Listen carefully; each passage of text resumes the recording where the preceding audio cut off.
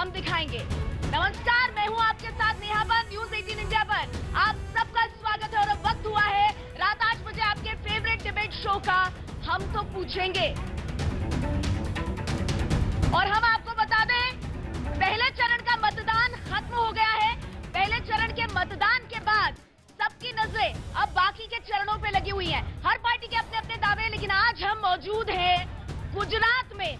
गुजरात जिसे नरेंद्र मोदी का गढ़ कहा जाता है। 2014 में आपको याद होगा 26 में से 26 सीटें बीजेपी को गई थी, लेकिन 2014 और 2019 के बीच में 2017 आ गया और 2017 के विधानसभा चुनाव में कांग्रेस ने जबरदस्त टक्कर दी।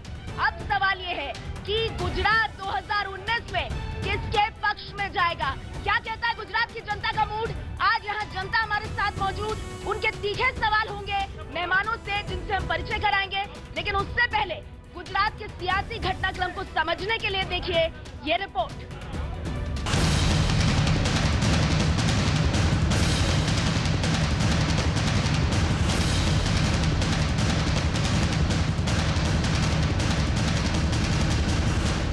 अब तक जो जानकारी मुझे मिली है, उस जानकारी के हिसाब से एक जबरदस्त लहर दिखाई दी है। हमारे विरोधियों का इस चुनाव में बचना मुश्किल है, ये जनता जनार्दन ने तय कर लिया है।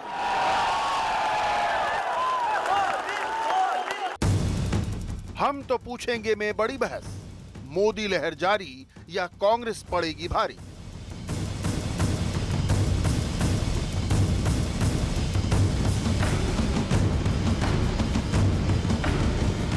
बीस राज्यों की 91 लोकसभा सीटों पर पहले चरण का मतदान खत्म और लोगों के मूड को पढ़ने का दौर शुरू।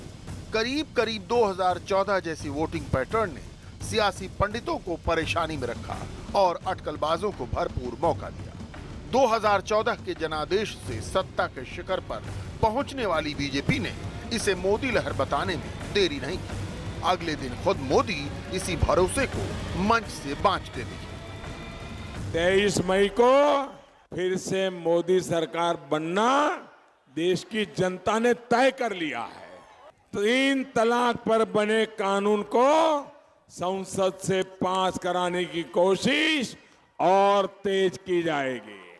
कांग्रेस, एआईयूडीएफ और उसके सहयोगी दलों की महामिलावट कितनी भी कोशिश कर लें, बेटियों को इंसाफ मिल करके रहेगा। ये मोदी का भरोसा है या चुनावी पैंतरा, वक्त बताएगा। लेकिन कश्मीर से तेलंगाना तक बटन की आवाज में कांग्रेस बदलाव की आहट सुन रही है। नरेंद्र मोदी जी इस उम्मीद में रह सकते हैं कि किसी तरीके का वेव चल रहा है और वो भी उनकी तरफ का चल रहा है, पर देश जिस तरीके से वोट करने बाहरी संख्या में बाहर आया है, हमने जम्मू और कश्मीर में भी देख रहे हैं, हम बाकी सारे राज्यों में भी देख रहे हैं, उत्तर प्रदेश में खास करके देखा जा रहा है, उससे स्पष्ट हो रहा है कि this is going to be a vote for change. बदलाव का वोट होने वाला है और उनकी सरकार सत्ता से बाहर जाने वाली है। अब उनका ओवर कॉन्फिडेंस भी उनकी डूबती हुई नैया को नहीं बचा पाएगा। कांग्रेस और बीजेपी के दावे अपनी जगह और विपक्ष के कुछ दलों की खींच अपनी जगह।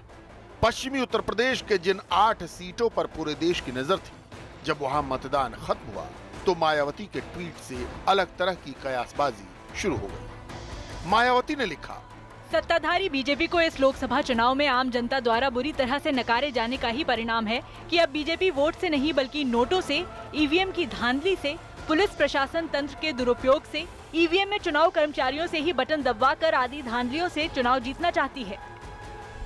जो वहाँ पर अधिकारी लोग हैं वो ठीक से चुनाव संपन्न नहीं करा रहे हैं। हमने ये भी देखा है कि कहीं कहीं ईवीएम की घटनाएं, कहीं कहीं हस्तक्षेप कर रहे हैं भारतीय जनता पार्टी के लोग जाके चुनाव की प्रक्रिया में।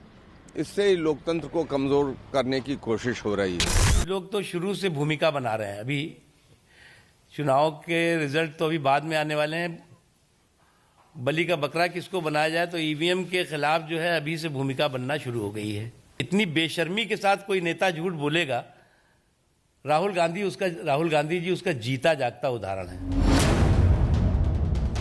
बहरहाल दावों के इस दौर ने लोकसभा चुनाव के बाकी चरणों को और दिलचस्प बना दिया। जिस तरीके से माहौल बनाया गया और पूरा कैंपेन भारतीय जनता पार्टी का रहा है, वो वही 2004 की याद दिलाता है, जहां पे इंडिया शाइनिंग का कैंपेन चला था। I'm happy to say that the voter turnout is very encouraging. Mahol is very encouraging, energetically. Voters are turning up to cast their vote in spite of the heat. इसलिए हम तो पूछेंगे, मोदी लहर जारी या कांग्रेस पड़ेगी